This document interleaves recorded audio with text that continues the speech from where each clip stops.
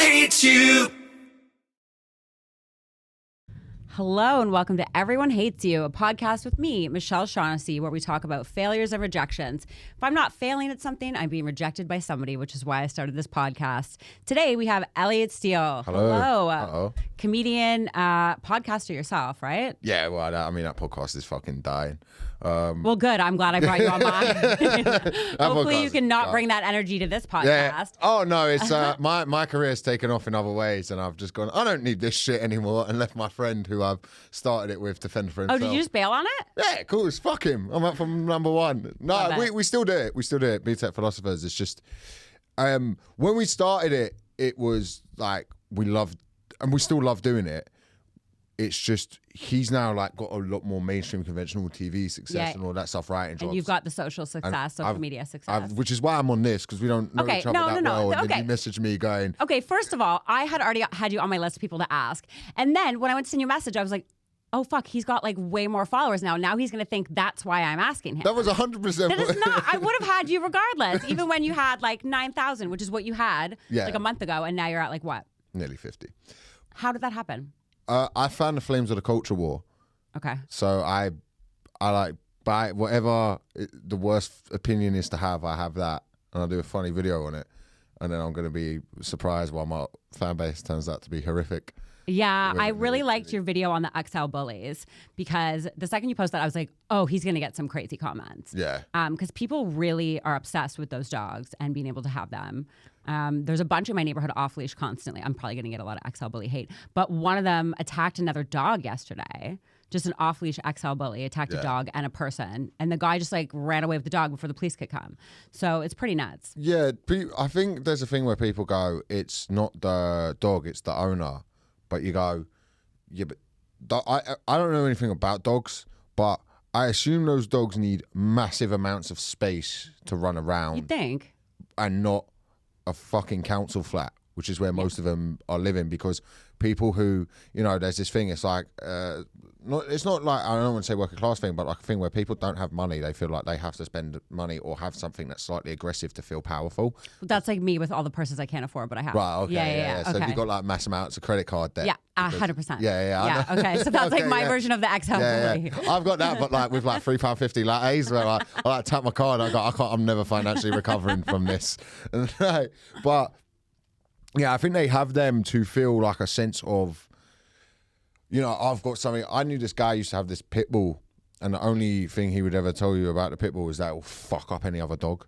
And that was like, that scares me. Like, my dog is like under 4 kilograms. So if he decides to attack somebody, it's laughable. Right. You know, they might get a scratch. But if an XL bully or a big dog, any big dog decides to attack somebody, like, you're fucked. Yeah. You know? When they had the march in London, I don't know if you saw, there was also on the same day like a pro-European march, like a get back into the EU march. And they walked past the EU march, and one of them started shouting, "You're a fucking disgrace for protesting while being on a protest." So it's this thing now where people don't even realise, I don't know how to explain it.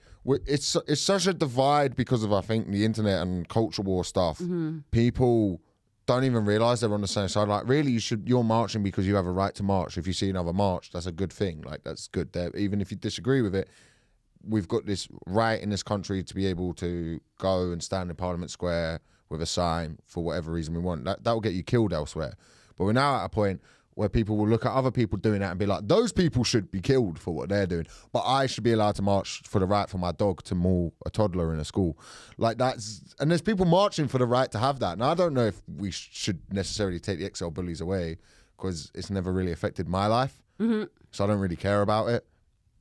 Like, you know, if it mauls a child, unless I have some relationship with the child. You don't care. I care. I wish it didn't happen, but I'm just going to scroll on. So stuff like that wouldn't affect you. I would cry if I read a story like that. Like, if I read a story of like I read a story of one of them killing a little dog, and I literally cried for 2 days. Every time I thought about it, the tears were just flowing. You don't have that in you. No, but I guess you're crying because you're putting your dog in the situation.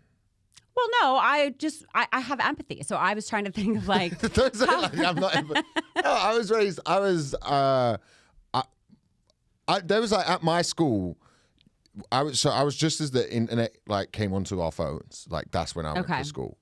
So, and there'd always be some weird kid who'd like come up to you and show you like a cartel beheading, and then you'd just go to lunch. Oh, I see. I wasn't raised like that. Okay, you just watch that, and then you go to lunch, and you'd think about it, and then you'd be like, all right, well, I saw that, and you'd go home, and that was that done. That was okay. So that's why my generation is a little bit more. I think as well now, there's too many issues. Part of like, I have privilege, so part of privilege is like it doesn't bother me until it affects me. Yeah, that's a good point. That's what privilege is, and people will moan at me for saying, but that's just kind of how it is. Is it's like. You know, it's like looking at a car crash when you drive past a car crash. You're like, oh my God, that sucks to be them.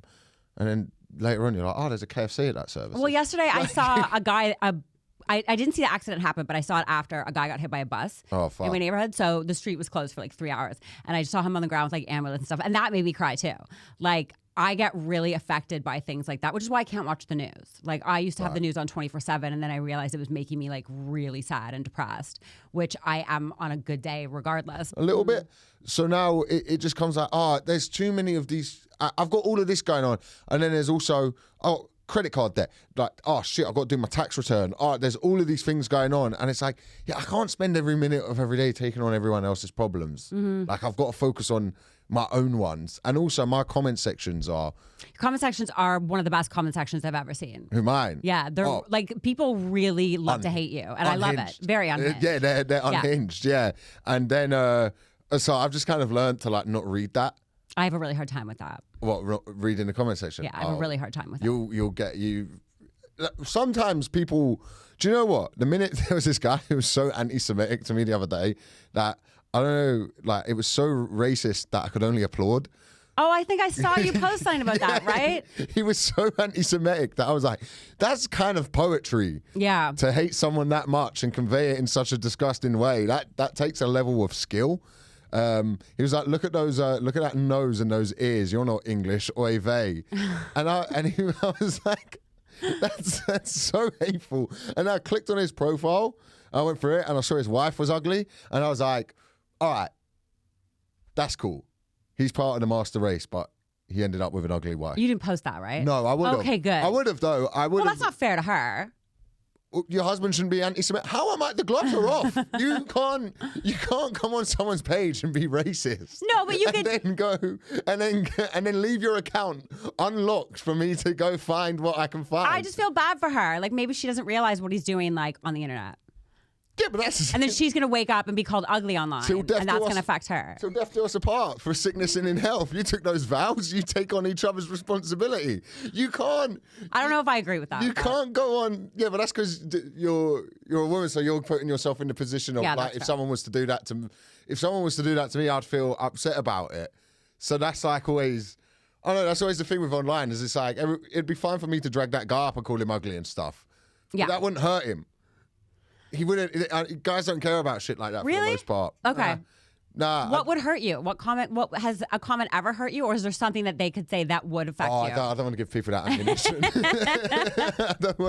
That's fair. I don't mind stuff on my looks or anything, or if they go for my teeth or my nose.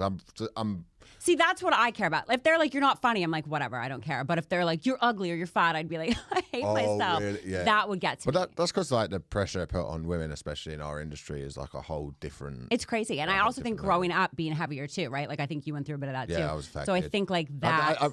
by the way, I told you that you didn't just guess that, did you? Like, no, you told me that. Yeah, okay, thank God. Yeah. Like, and when you have the energy. You look at me, you're clearly a fat fuck. Like... No, you did tell me that. Yeah. So I think that kind of stays with you, like as you grow up. But again, you wouldn't care if someone went on your videos and were like, "You look like a fat piece of shit." No, my friends do that enough as it is because like I've been like ripped before. So like the problem with being like being jacked and having a six pack, or I wasn't jacked, but like having a six pack and stuff like that, is in the minute you don't have that, you're fat. How come there's like no? If I you don't had get ever an off season. Well, if I had ever went through a period where I was ripped and had a six pack, my whole Instagram would just be photos of that. How come there's not so many photos of you on your profile of that? Because it'd be seen as taking myself too seriously. That's fair. Okay. I guess you'd get teased for that too by the guys as well. I couldn't. I had a friend who put up a picture of himself looking good at the gym, and we were just like, see, girls can do that. Yeah, but it's different. It'd be different if we weren't all comics. Yeah, that's true. And it's so like, it's different for women, but if a guy does it, it's so like, bro, stop trying to get pussy so open. Well, when we post thirst traps, we know what we're doing, obviously. But if I ever saw a guy post one, that would be such an ick, such a turn. Yeah. Instantly, I'd be like, "What the fuck is wrong with you?" You lot give us icks like if we tie our shoelaces. Yeah, that's true. Like, yeah, that's really there's good like if we. Yeah, I've discovered another ick the other night, which is guys who dress up for Halloween. I don't know why. I find it so pathetic. I hate doing. I don't like doing fancy dress. I have a Cookie Monster onesie that just gets brought out every now and then for the occasion when I do minute. That would be more cute. But if you agree. had like face paint or like dressed as Batman or something, I would be like, no, this is not acceptable. Oh, the dress. It's the year every guy dressed as the Joker that I was like, these men are fucking. Every guy went out dressed as the Joker. Oh, year. really? Yeah, it's just fucking. Every year there's something within the cultural zeitgeist that comes very. I don't know how to describe it. It comes like not just mainstream, but very. I'm always surprised when I meet people who are like influenced by influencers. Okay. And how many people are done by that I think it's because as comics, we're not really like that. So when we meet people who are like that, it always reminds me like of how different we are. Yeah. Does that make sense? Yeah. Like we're just wired differently almost. Yeah, it's a different kind of autism. It's whereas like most guys are autistic to the point that they want to dress up as a Joker. Comics are, oh no, is it Schadenfreude where you take enjoyment in others' misfortune? I've got a lot of that. You take enjoyment in other people's I misfortune? love it. Really? Yeah, I love it. Do you have an example? Oh, when someone gets cancelled.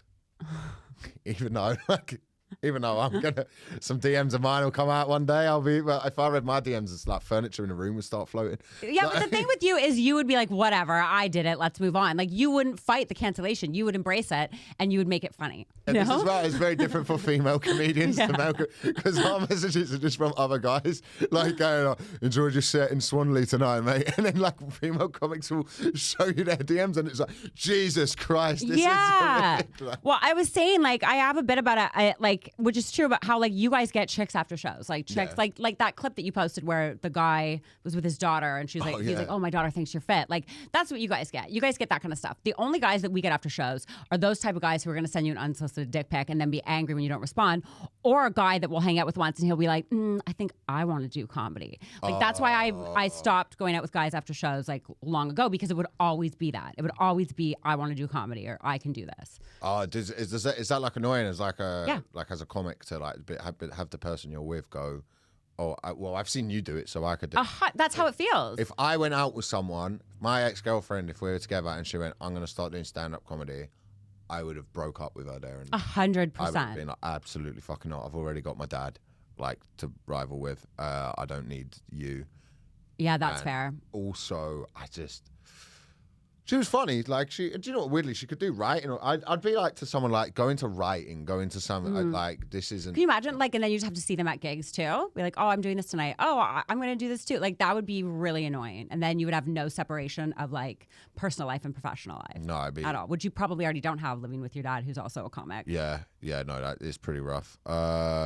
He can't talk about anything other than comedy. Well, he's got cancer now, so he's got that. So that's diversified. How's he doing? Not great. He'll be all right. Okay. He's doing fine. But I think anyone who works the same profession as their spouse is like, it's a little bit.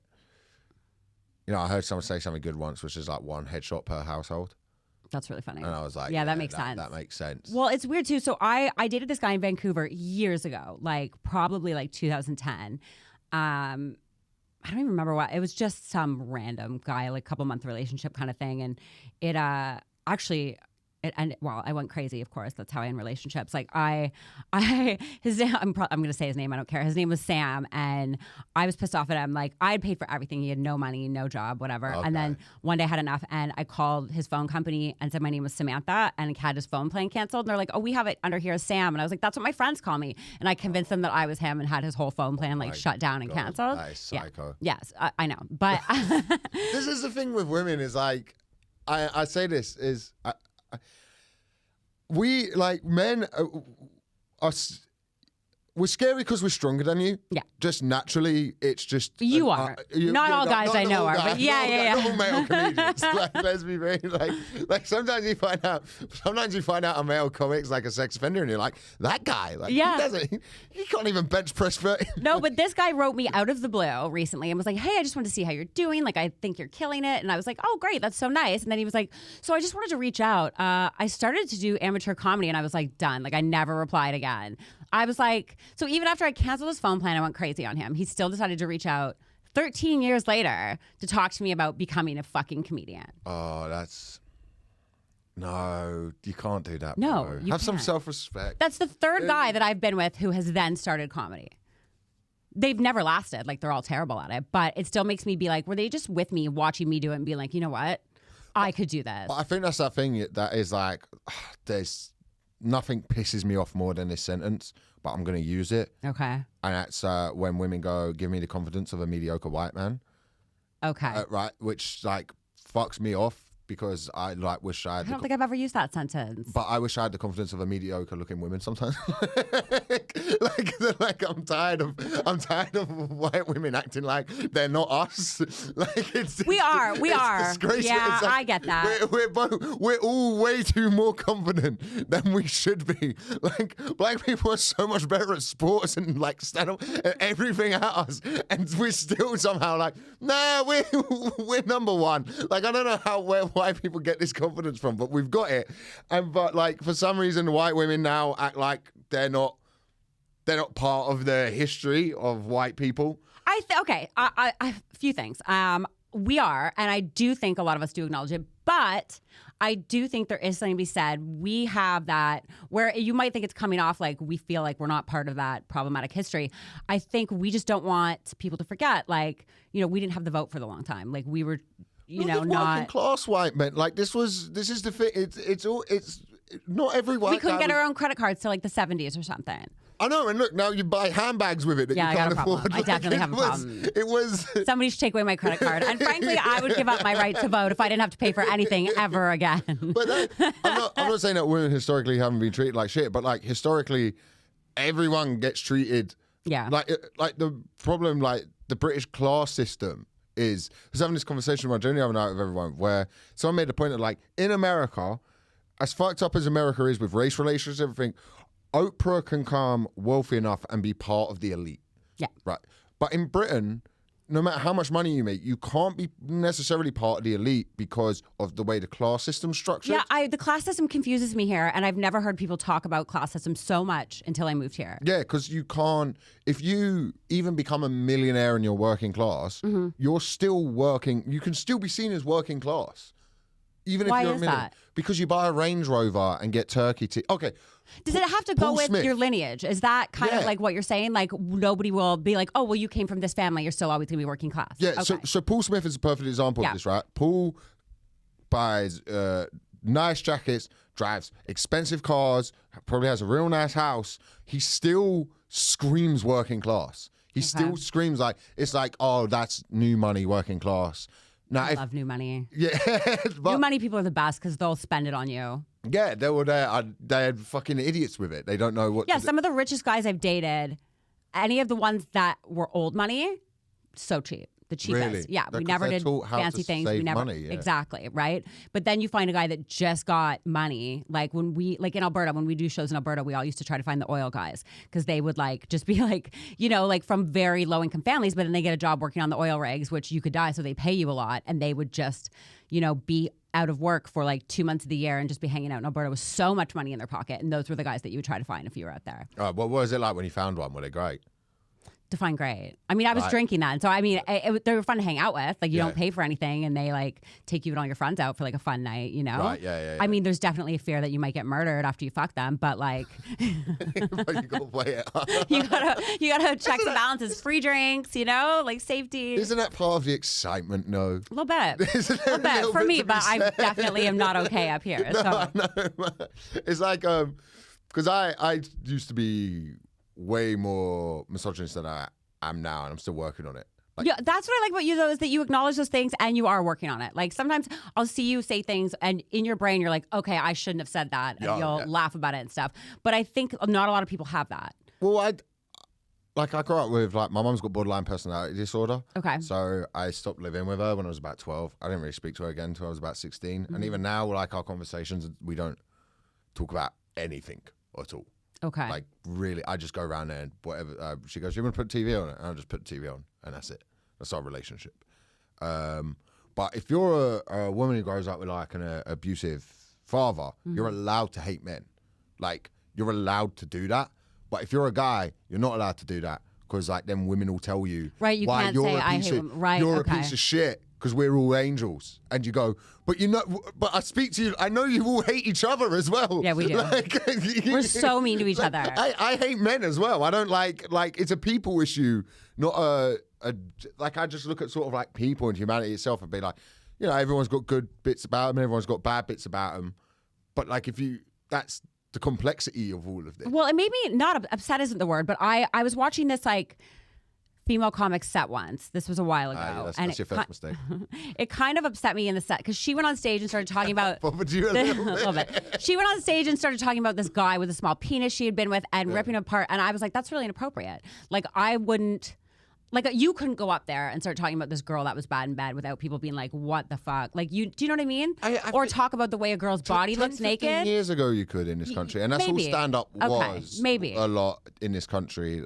I do think when people say you can't do that, I do think, well, that was... Russell Brand was on TV doing that. Yeah. Like, the noughties, I don't know if you saw much noughties The television. noughties is so new to me. I've been watching... I got really into this show called Fat Families. Yeah. Do you know the show I'm talking about? Like someone, I can't believe that was a real thing. yeah, just turn up and go, come on, porkers. Yeah. Let's go for a walk. That was...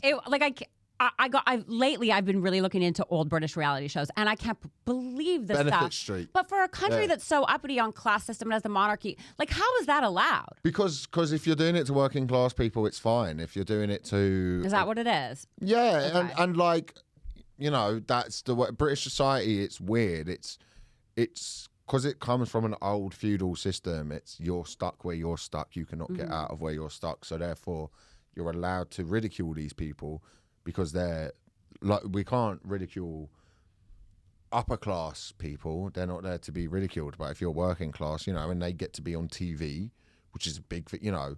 I always grew up around people in television, so being on TV wasn't like unheard of. It was still a big thing. Inappropriate question. Did you grow up with money? I didn't grow up without money, but I didn't grow up with like I didn't go on ski holidays. I didn't go private school, but I didn't have like debt collectors. Right. on my door. Okay. But my dad made a bit of money. So it wasn't extravagant. Yeah, my Okay. dad made a bit of money in like the 2000s when he had his first big show on the BBC. Okay. Which went a few seasons, but then he didn't grow up. Like I wasn't going, like I said, like never went private school, never went ski holidays. My dad then lost his first house to my mum, and then nearly lost another house to to another woman. That's what I gotta do. I just gotta yeah. I just gotta collect a bunch of houses from men. That's what I'm yeah, my working dad. Yeah. Believe me, you get with my dad now. You're quite close to owning another house with the way his treatment's going. But oh, that's awful, Elliot. No, it's funny. But no, I didn't grow up. My mum's really bad with money as well. Right, she's a teacher, and she would always just talk about how there was no money. So I grew up going, "There's no money." But then if I now that I've started like earning a living, I look back and go, "Wait, how the fuck wasn't there any?" And then I was like, "Oh, I think she just was bad with money." Yeah, well, some of my earliest memories are of my mom crying when my dad cut up her credit cards. Really? Yeah, I remember being Holy young and fuck, watching that's that. brutal. Yeah, Why was he cutting them up? because she would just spend. Like just on what? I know we used to go to. You guys don't have this store. We used to have a store called Sears, which was like a Walmart type store. Like just go to buy things, right? Like she was mostly a stay-at-home mom, so like you probably get bored. Like when you want to just go out and spend money every day, like that's how I am, and I'm Yeah, I guess. don't have it. Like I spend so much money that I don't have. It's really hard for me to regulate that because I keep thinking that like somebody's gonna come and save me, Right. Is that your plan? Somebody's going to come along and save me, Yeah. you know? Like, that's kind of how I operate, which is really delusional. Yeah, I'll become responsible with money once I've made £1 million. Okay. That's like once I have £1 million, I'll be responsible. How are you going to get the $1 million if you're not responsible? Well, that's the big part of the plan that needs fleshing out, needs a lot of doing. Because I don't know, as I got older, my like level of luxury has like when I was like starting comedy, I want to drive like fast cars and live in a big house, and I'm like, if I could just live in a flat in Brixton, yeah, I would be the happiest guy in the world. That'd be cool if I could just, go down to the coffee shop, get a coffee. You just want stability. Yeah, I'm not. I get that. I'm not. I've got to that point where I'm like, I don't look after things. Like, so there's no point in me. If I got a Rolex, I'd lose it within a week. Yeah. I would just leave it somewhere, and that'd be that. Like, there's no point. I can't. So there's no point of me having any of these things.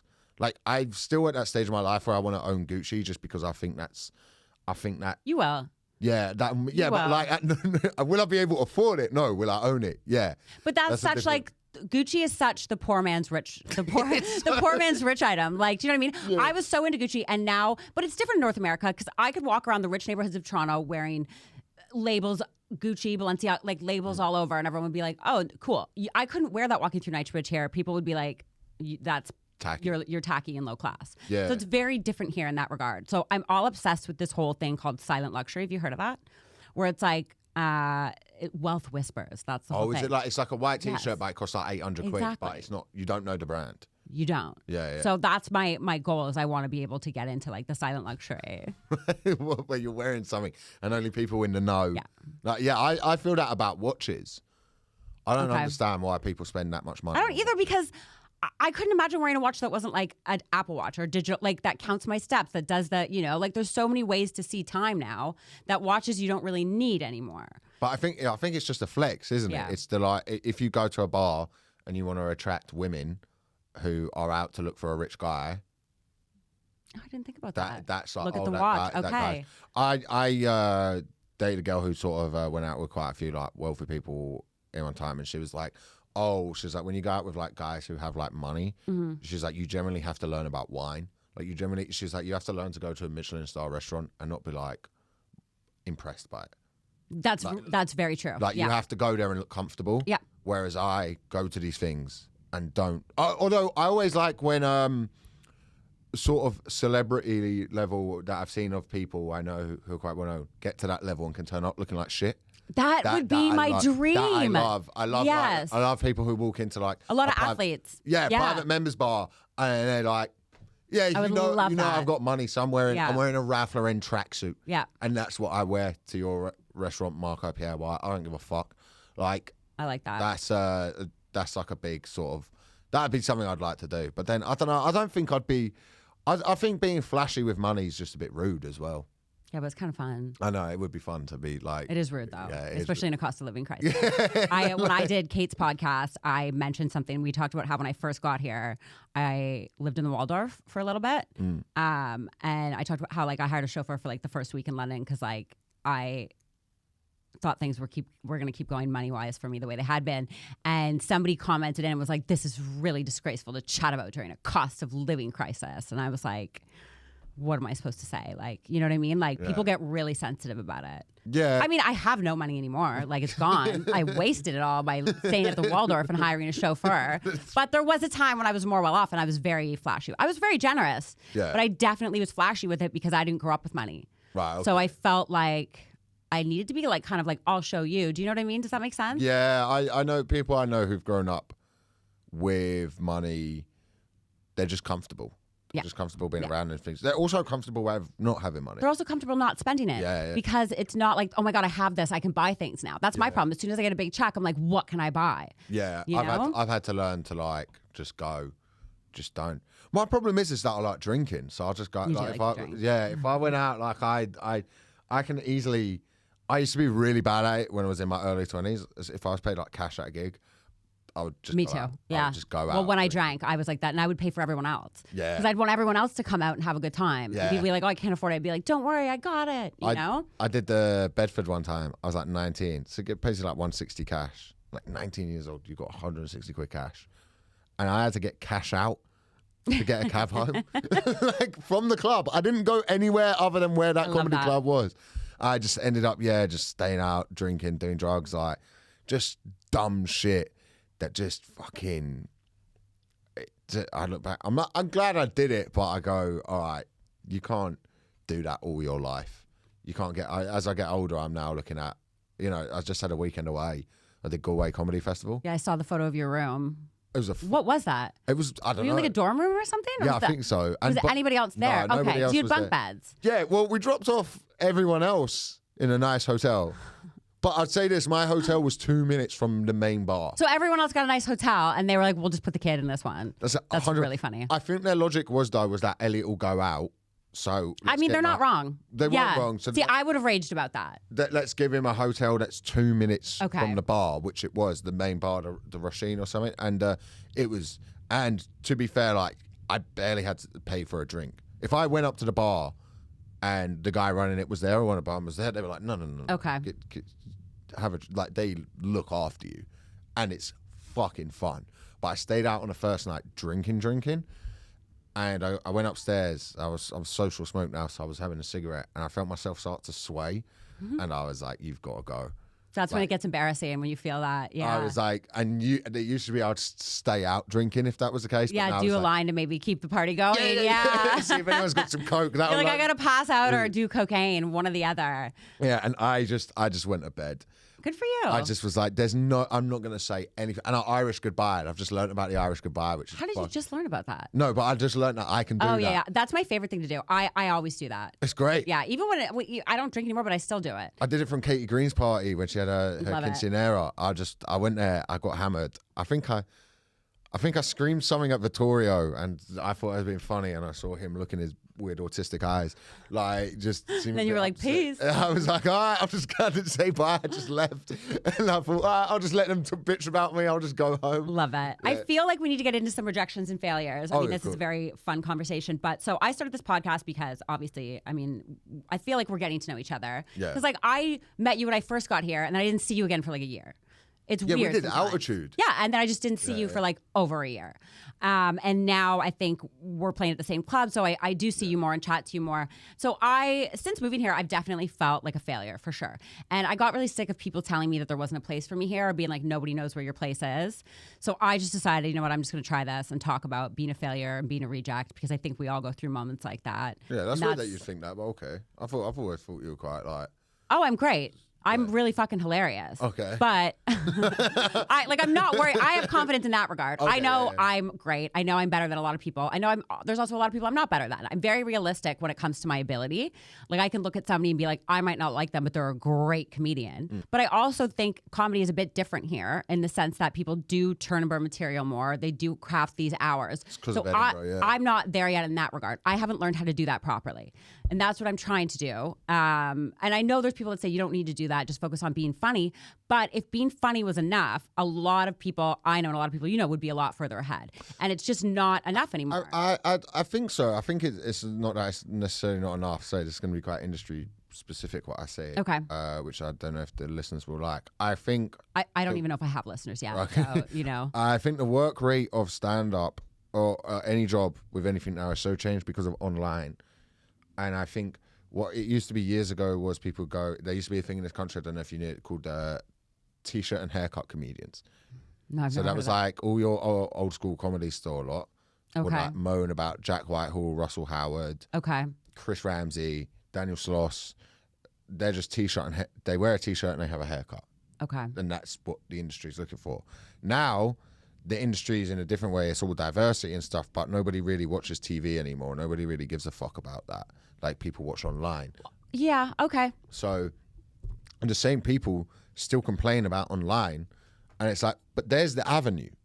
Well, Like, you've been given your thing. You just don't want. You just that's want what someone I've had give to you the thing. accept. Yeah. That's what I've had to accept. But I think when I started, there was no social media. There was maybe Facebook, but there wasn't. Nobody was doing anything industry-wise with it. Wasn't Dane Cook through MySpace? Like, he was the first social media that still star. wasn't like, sure, but it still wasn't a big thing. You know what I mean? Like, people in comedy knew Dane Cook, but until he crossed over to the mainstream, it was still very like different. Not everyone was on social media. Yeah, he has a special, by the way, where he just talks about women's pussies like looking weird for like 15 minutes. He just married a child. A child. Did you see that? Yeah, but he's got money, so he can't. Like... But he's been with her since she was 15. It's weird. Well, it's weird. He gets a pass. No, he does not get a pass. For such a good comedian. For one of the greats. Well, Richard Pryor did some bad shit. We don't. Well, David Bowie, kids. But when you put that level of work out, and I'd say Dane Cook is up there with your David Bowies, your Richard Pryor. Are you serious? I'm not a big fan. It's not for me. Dane Cook, the greatest comedian who's ever lived. The greatest. Are you fucking with me? Every day, No, I don't. Are you fucking with me? I look feel at my like picture of Dane Cook on the wall. I know you're fucking with me. I was like, what is going on I wish you were my dad. Jesus Christ. And I leave. I guess what I'm saying, like, okay, so the whole needing followers and all that stuff, I think for people of my generation, we almost consider ourselves like the lost generation a little bit. In the sense that when we started, it was just be funny, be funny, be funny. YouTube was kind of new. Nobody really posted stuff. And then halfway through, it changed. They were like, oh, it's not done that way anymore. You have to get followers and have an online presence. And then all the kids of your generation just started passing us. Because you guys grew up with all that stuff, knowing how to work online stuff. We didn't have that. So it does feel a little bit like, I guess I was resistant to it. And I kept waiting for somebody to give me an opportunity, whether that be a TV opportunity or a show deal. I kept waiting for that. And when I moved here, I think I didn't expect to get absolutely nothing. Like, live work is going great, and I'm very privileged for that. I can make my living doing that. I'm in with most of the best clubs. But I wasn't prepared for the level of rejection that I have gotten in every other form here. So I think it took me a good year to accept that it wasn't going to happen that mainstream way for me. And I needed to make my own path and focus on the following numbers, which is frustrating because then, like, I had Jason Byrne in studio on the weekend, and he's so anti, like, caring about followers and that stuff, which is great, but he doesn't need to. Like, he has a killer show, amazing comedian, so talented. Yeah, he's brilliant. And he's from that generation where you didn't need that, right? So I think talking to somebody like that, where they're like, no, just work on being funny, it's frustrating because you're like, but that's not how it's done anymore. But also you kind of go, I don't know, I think there's people out there using online and doing very good work. That's what, look, there's absolute fucking dross out there, without a doubt. God knows I've named some of them in the past. I think some of the stuff is terrible. But then you look at Horatio Gold and Andrew Kerwin, or Paddy Young and Ed Knight, who create these amazing sketches. And you go, those guys in the current climate wouldn't be given a sketch show.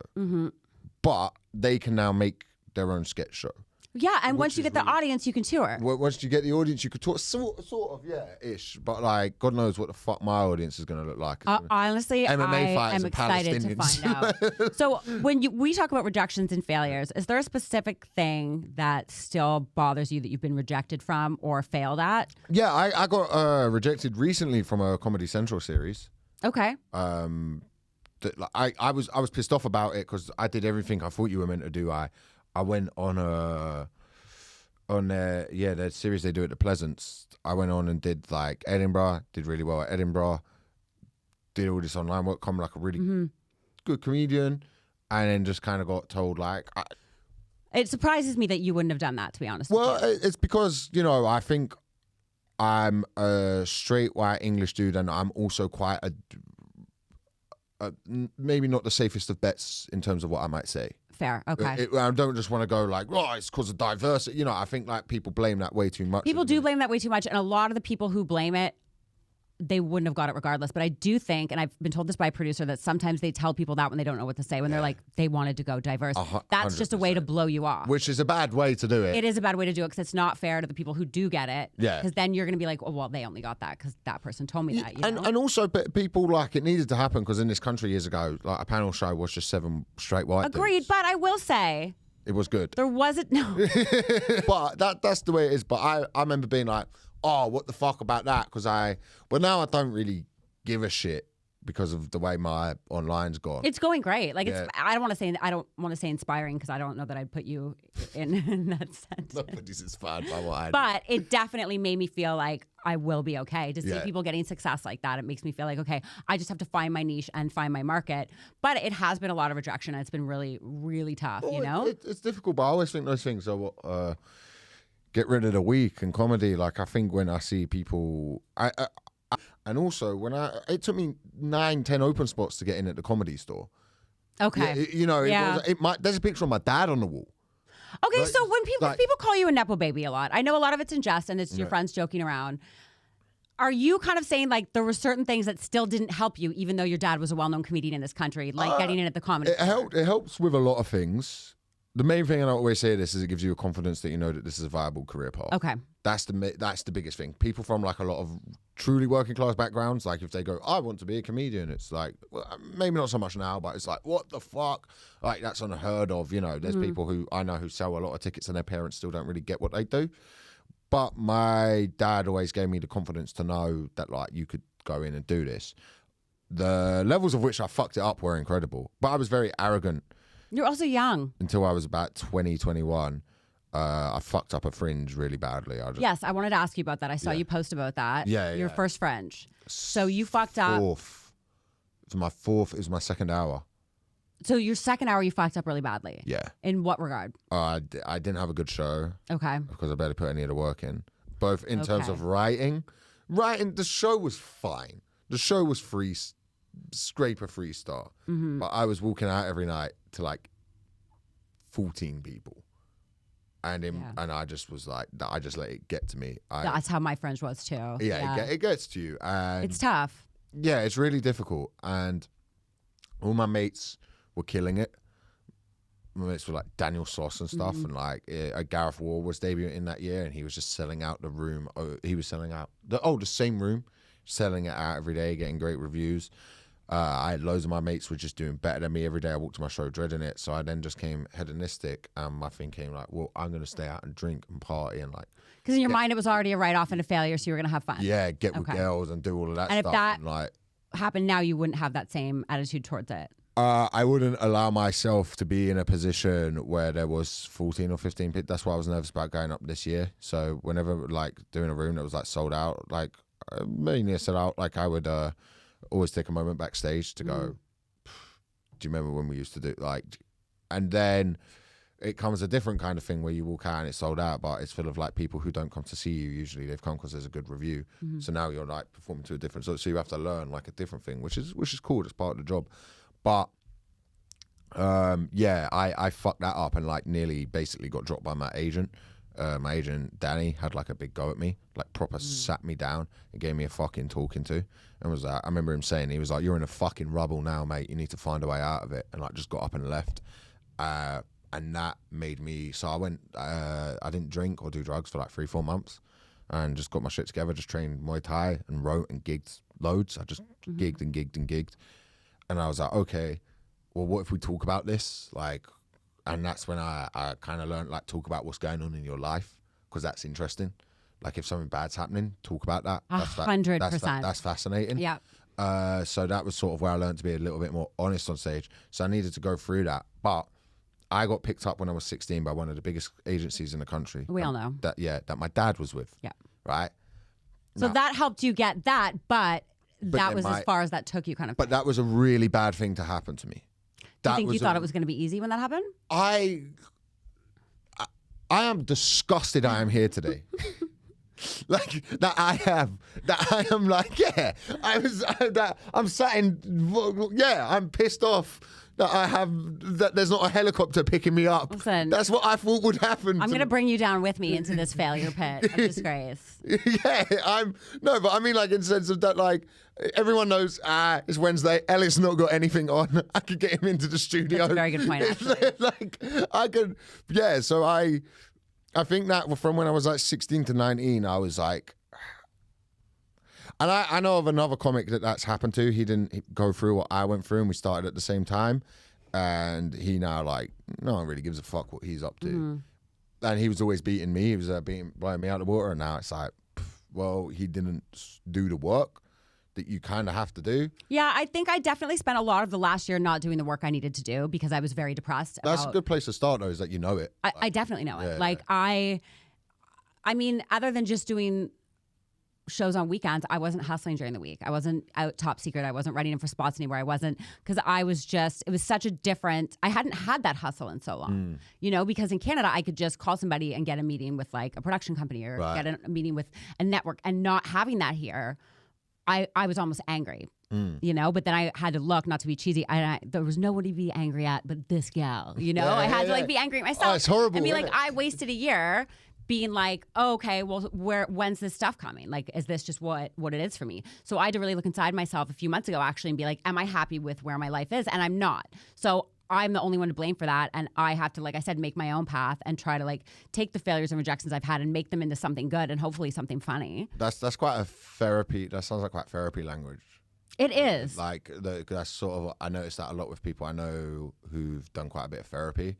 Well, I have not done a lot of therapy. Oh, okay. I fucking hate therapy. Yeah, but there's like a thing of like, or like not. Like, I should. Yeah. I didn't go to therapy. 100%. I just get tits instead, you know? Like, that's my therapy. Like, every time I'm like, I should see a therapist, I'm like, maybe I'll just get something done to my face. Or maybe it's some more lipo. Like, that's why I'm like, I have to like get money. I have to get money because I'm either going to have to get help or just keep getting hotter as I age. And I don't want to get help. So I need to have money to like, because the older you get, the more anti-aging costs. It's like every month my bill for like the shit I need done goes up and up. And I'm like, fuck, I need to get fucking rich. Or I'm going to have to like look inside myself and become a better person and love what's in there. And I don't want to do that. I'm not prepared to dig through that. I think trauma. you are going to do that. I think you just know it's going to happen at some point and you go, for fuck's sake. No, we'll see. We'll see. I mean, I definitely am talking about it more on stage because I think there's a lot of women that can relate to that, you know? I love your bit where you just slag off all the men on the night and call them all ugly. It's so funny. It's so true, though. It is. We are. Yeah. Yeah, like, I think I'm good looking for a comedian, which isn't hard. Which isn't hard. And like, I've got fucked up teeth and a big nose. The bouncer at the Comedy Store recently, he was like, can I just tell you? He's like, I just want to say, like, he wasn't creepy at all. He was like, you're really beautiful. And I was like, hold up. For a comedian or like Real World? And he was like, I'm at Real World. He's like, but for a comic. And he's like, you're even hotter. I was like, I know. Thank you. Yeah, comedians, they're not, it's always funny to me when like you see a lot of these like sort of the new age like comics, they'll put on a comedy show called like Comedy Slut blah blah blah, and they'll be like in their 20s or something, like comedy for slutty women, rah, and they'll be like, it's here for hot people, and you look and you're like, stop lying. Like, let's all. This is like me putting on a show. Well, listen, like comedy for basketball players, and I turn up as a slightly overweight white guy. You're not overweight. Sometimes I feel like you fat shame yourself. Oh yeah, I've got like yeah. You do have that fat person brain still, don't you? Yeah. Okay. Well, my mates all call me fat. But your mates are dicks. You guys are dicks to each other. They call me fat. Women can't do that to each other. No, I know. We have to be like, no, you're beautiful. I wonder what would happen if women saw the inside of a men's group chat. You'd be like, you all need to be put down. Yeah. Like you can't. 100%. You can't, because it's just fucking chaos. It's just sheer hatred.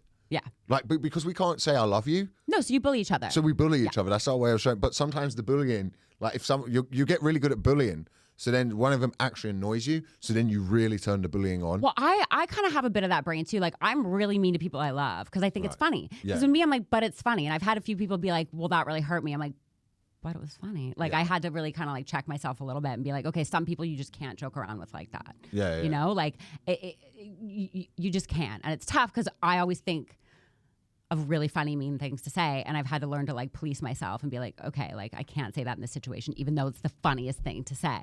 And that's tough as a comic to feel like stifled a little bit because you don't want to hurt people's feelings. Yeah, sometimes you have to remind yourself that people aren't like, it's not just comics, but like people haven't got the same sense of humor as you. So in terms of rejections, have you had like, obviously, I mean, I don't know you that well, but you seem like somebody that dates, maybe dates isn't the right word. I feel like there's always ladies in your life. Let's put it that way. Have there ever been a rejection in that regard that really kind of hurt you, that shaped you a little bit? Oh yeah. Back when I was a teenager, loads. Okay. Like there was unbelievable amounts. I never ever got a girl when I was like And you a tried? teenager. Yeah. Okay. Yeah, when I was a teenager. But now I came out my first proper relationship this year, like 4-year relationship, which is a long time. It's a really long time. Yeah. No, it was like I knew it was like long when one day like I was joking about like, oh, what'd you do if I proposed? And there was just a silence, and I was like, You can't joke about that stuff if you're not serious about it. No. I wasn't going like, oh, imagine I proposed, but I'd always been like, there'd always been. I never want to get married, right? I don't. Like, You're too young to say that. No, I know, but I don't get if where I'm. One day, if I do it, it's because I've caved. Like I don't know. I've heard so many guys say that, especially so many guys I've dated, and then the next girl they up and marry. No, but that says a lot about you. Go fuck yourself. I knew I should have had you on this podcast. I'm not an easy person to be with. I'm not. That's like, do you know what that's the equivalent of if you're a guy, if the next girl you date, if you break up with a girl and then they shave their hair. They get like a lesbian haircut. You're like, what the fuck did I do? Like, I was joking about proposing. There was just a conversation one day where it came up. It wasn't like I was going, oh God, imagine that. But it was just a conversation. And I was like, oh, fuck. It suddenly hit me like, oh my God, we've been together with this length of time now. This is like, which is fucking wild. But no, now I think, I don't know, everyone talks about dating in comedy a lot and stuff as bits. And it's all like meant to be Hinge and stuff like that. Well, I don't do Hinge. I'm on Rail. But are you on Rhea? yeah, of course I'm on Rhea. Fucking Nepo baby. Yeah. That's what the Nepo baby did for you. Do you know what's disgraceful about Rhea is that it absolutely ruins my self-confidence. In terms of, because you look at other people on there and you're like, oh, I can't get that person. I can never, like, what the fuck? If I saw you on Rhea, I would think you were a millionaire. Yeah. I'd be like, oh, this guy probably has a lot of money. Yeah, has a lot of money, because why is he looking like shit? And I don't take it seriously. So I had a Photoshop picture of me hugging Ghislaine Maxwell. And I put that on there thinking it'd be funny, right? Like, oh, no, and like no matches. Like, of course not. Like zero. Although if I saw that, I'd be like, oh, he hangs out with billionaires. I gotta match him. That's where my brain would go. Be like, maybe he didn't know she was a bad person, but he probably went to the island. He has money. Swipe right. Have you gone out with anybody from Rhea? No, never. Have you tried? Yeah. Okay. Yeah. Every day of my life is trying in failing on that. Are you trying to find a girlfriend, or you just want to be out there? I don't know. I think my life for me now to go out with someone that I would want to go out with, I have to put my life in a level of this is what's really cool about women. Women will date you because of your potential.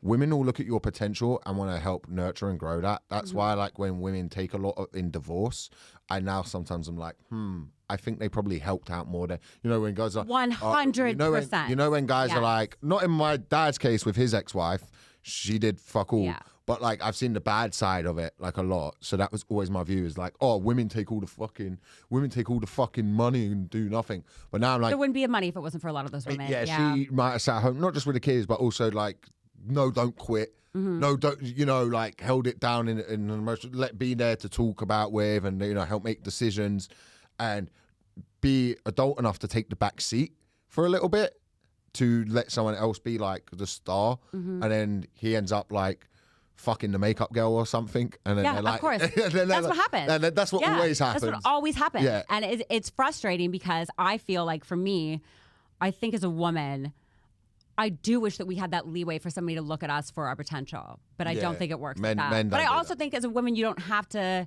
we can still date even if we are broke or are poor. That's why we date, frankly, a lot of the times, Right. But I always... It's just a meal. Yeah, but 100%. But I always had this like fantasy in my mind that I was going to find somebody that would see my looks potential and then give me like $1 million for surgery to just transform myself. Okay, why are you so obsessed with surgeries and stuff? I love it. It's an art form. Okay. That or I have a mental illness or body dysmorphia or something. It's on the latter, but if you want to see it as an art form, Maybe. I don't know. I just think that like when I grew up, we had one show that did not do well. That seems like it would have been a show here called The Swan. So they took average looking housewives and they did over, I think it was like a 6-month process where they did face surgeries, body surgeries. That was got Kwan's show here. Oh, yeah. Okay. Yeah. Well, we had one in America. It only got one season because people were like, what the fuck is this? Get it off the air. But it was like, I think that, I remember being a kid and being like, that's amazing. Like, these women looked. Right. And people were like, you were beautiful before. I'm like, okay, but you weren't. Like, you know what I mean? Like, I think, so that shaped me as a young person, for sure. That was Gokwan had a show here called How to Look Good Naked. And like the first 45 minutes was like building up this person's confidence, sorting out the wardrobe. And then it was, and here's a life-altering surgery that we're going to do to make this frumpy cow look presentable. And they just showed this, and it was kind of like snip over it. And it was literally him going like, oh yeah, you know. And it was really like, funny. here's like a massive, really dangerous surgery that we're going to do. And then they would walk out in a bra in front of all their friends and clap. And that was the show. And it was meant to be positivity. But you'd watch it and go, you just like cut off a load of her skin. Like that's... Yeah, okay. I think that's fucks up. I get what you're saying, but I feel like, I think if people want to do that, I think it's great and I support that. And I think the reason I talk about it so much is because I want to normalize it, you know, to a certain degree. Because when I talk about it a lot on stage, there's always women that come up to me after the shows and talk to me about what they've had done or what they want done or message me questions and things like that. But people just don't feel safe to talk about it yet. Okay. So I do think we should just all talk about that shit. But I probably am a bit delusional. I'm definitely delusional because every time I get a surgery or do a procedure, I think everything in my life is going to be fixed. Yeah. It was like when I lost a bunch of weight, I was like, well, everything's going to be perfect now. And it never is. Like, it doesn't do anything because then I'm just chasing the next thing I want to fix. Yeah, well, it's you like know? a drug addict. Yeah. 100%. It's my addiction, you know? Right, okay. And I definitely feel like, part of me is like, oh, maybe I should get help for that. But then I feel like I would just become really ugly and I don't want that either. It's like you're so close to the answer. and then you just go, but then what if I'm ugly? And it's like nobody's gonna give a shit. I don't know. I started to get like cauliflower ear from jiu-jitsu. So like, yeah, but that's a hot for a guy, I think, a little Is bit. it? If I saw that on a guy, I'd be like, that guy could protect me. Oh no, I've got as long as they're blue belt and below. But if anything above, I'm fucked. But like I've just started to accept like, oh, my nose is going to get broke, because I used to be like, when I was like 19 to 22, like, or even like 15 actually, like I came slightly attractive when I was 15, hair, all of that stuff. I need to look good, and now I'm like, nah, women don't give a women aren't vain enough. We do not give a fuck. Yeah, it's amazing. We don't, but the guys do give a fuck, and I think that's why there's more pressure on us for sure. And I definitely feel like it is easier in that regard for you guys. I mean, there are women that say they care about looks, but I think it's few and far between. Like, you gotta be attracted to somebody, but I can meet somebody who looks like a fucking monster and be like, on paper, no, but then once you chat to them, you're like, oh, I'm really attracted to That's that. why you're cooler than us in that regard. Yeah, that's but- why you're nicer than us. But I don't think men genuinely. have that. Like, if you saw somebody and you didn't find them attractive, no amount of personality could make you change your mind. 100% never. Like, I would never, ever, no. But like, that's just the way we're wired. I don't think there's anything wrong with that. Like, I think, It's like wired. Like, women will go for status, yeah. and potential. Yeah. A guy will go for looks, because that's just the way it's been wired. Well, that's the thing, because you said you started to get attractive at 15. For me, I feel like it came much later in life for me. So Probably it's about fucked. 22, 23 is when I started noticing. That's I still got young. different I was attention. still heavy then. So I think for me, it's really fucked up to feel like you just got your looks right before they're about to fade. So I think that's why I've been like chasing like all this stuff with like Botox and fillers. You know what I you're mean? saying you're like one of those footballers who gets to do one season in the Prem. Hey, thank you. That's exactly what it is. And then they're on the bench, and then you're like, no. Yeah, That's why I you've feel got to the like- Saudi league. Yes. Yeah. That's why I feel like I'm chasing success so hard right now, because I feel like it gets harder for a woman when you get older, and it doesn't work that way for men. No, it's massively backwards in the way society. So obviously we gotta wrap up. I don't want to make other people late, but is there anything else in terms of failures and rejection that you want to touch on, or anything that, you know, kind of affected you? I like failure. I think failure is a really good thing. I think it's really important to fail. Okay. You should fail a lot. I like that. And that's how you learn. You don't learn from getting something right the first way around. It makes you arrogant. Mm-hmm. Gives you Dunning-Kruger effect, you know, like where the less you know about something, the Okay. more you think you know. But the more you know about something, the less you think you know, which is why people who are really stupid are usually the most confident, or why people who are really bad at stuff are really confident. Is there anything that you really want or you're really working towards that it would really hurt you if you didn't get? An MMA fight. Okay. If I never did that in the next 4 years, I'd be pissed off with myself. Okay. I'd be really pissed off with myself, because I'm at the age where I can do it. The only thing stopping me is the discipline. Okay. So that would fuck me off. I'd always resent that getting older. Well, that's good that you know that. Yeah. So I still won't do it. if you woke up tomorrow and you had 1 million notifications online, well, you probably get that with some of your troll comments. Look who I'm talking to. But if you woke up online and everyone was like, oh my God, Elliot, what did you do? Everyone hates you. Everyone hates Elliot Steel. Is there one thing in your mind that you're like, oh, it would probably be because of that? The group chat got out. Yes. It would be, if the group chat, I want to have like a little fake tooth like the Nazis used to have, like the cyanide capsule. And just if the group chat ever cuts out, I'm just going to have one last look at the sky and bite it. That's so funny. And just foam at the mouth and Okay. die. So I don't have to deal with any of the consequences. I like that answer. Yeah. I like that because so far people have been like, oh, I don't know. Like I haven't done anything. And I'm like, everyone's done something or said something. The group chat getting out, it's over. Maybe if I get a Patreon, I raise enough money, you can bring your group chat on. Is there a price? Never. Okay. And multiple ones with multiple friends. I can't ever have that. I can't ever have. Yeah, that's fair. Yeah. Okay. Thank you for having me. Well, thank you for coming on. I appreciate it. Everyone hates Elliot Steel. Thank you. Thank you, Michelle. Amazing. Everyone hates you.